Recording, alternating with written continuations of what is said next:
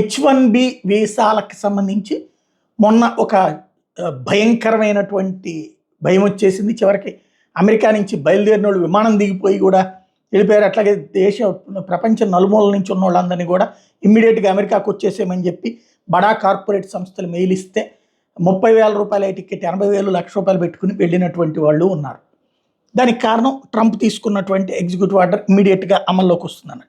అయితే ఆ తర్వాత లేదు ఇప్పుడు ఆల్రెడీ ఉన్నటువంటి వాళ్ళకి ప్రాబ్లం లేదు, అట్లాగే లాటరీ తీసుకున్నటువంటి వాళ్ళకి కూడా ఏ ప్రాబ్లం లేదు, నెక్స్ట్ ఫ్యూచర్లో వచ్చేటటువంటి వాళ్ళకి మాత్రమే ఇది వస్తుంది అన్నటువంటి పాయింట్. $1,00,000 ఫీజు కూడా వాళ్ళకే అన్నటువంటిది. ఆ తర్వాతన ఈ బడా కార్పొరేట్ సంస్థలకు సంబంధించినటువంటి ₹1,00,000 ప్రాబ్లం లేదు, వాళ్ళకి ఈ $1,00,000 ప్రాబ్లం లేదు, వాళ్ళకి వరకు ఎగ్జామ్షన్ ఇస్తున్నామని చెప్పడం ఇట్లా 1 by 1 తగ్గుతుంది.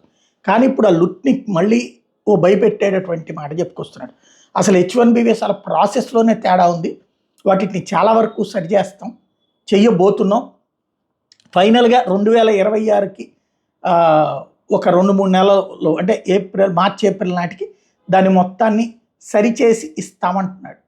ఇది జరుగుతోందంటే చాలా రిస్ట్రిక్షన్స్ ఉంటాయని అర్థం. ఎందుకంటే ఇంతకుముందు కూడా డిపోర్టేషన్ అప్పుడు కూడా ఏముండదు, ప్రాబ్లం లేదు, ఎవరైతే నిజమైన అక్రమ చొరబాటుదారులు అన్నారు. కానీ దశాబ్దాలుగా ఉన్నటువంటి మొన్న పంజాబీ మహిళ గురించి కూడా మాట్లాడుకున్నాం కదా, 20 ఏళ్ల నుంచి ఉంటున్నటువంటి ఆవిడని అకస్మాత్తుగా తీసుకొచ్చి అరెస్ట్ చేసి పంపించారు.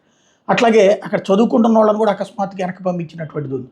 ఏదో 2 వెహికల్ మీద వెళ్తుంటే తేడా చేశారని అట్లాంటి పేర్లు చెప్పి పంపించేసింది కూడా ఉంది. కాబట్టి హింసించాలనుకున్నప్పుడు ఏదో ఒక కారణం చూపెడతారు, ఒక సాకు చూపెడతారు. అట్లాగే చేస్తారేమో H1B వీసాలో అన్నటువంటిది. ఆల్రెడీ ఉన్నటువంటి వాళ్ళకి కూడా భయపెట్టే వాతావరణం వస్తుంది అన్నటువంటి అనుమానాలు ప్రారంభమవుతున్నాయి లుట్నిక్ స్టేట్మెంట్ తర్వాత.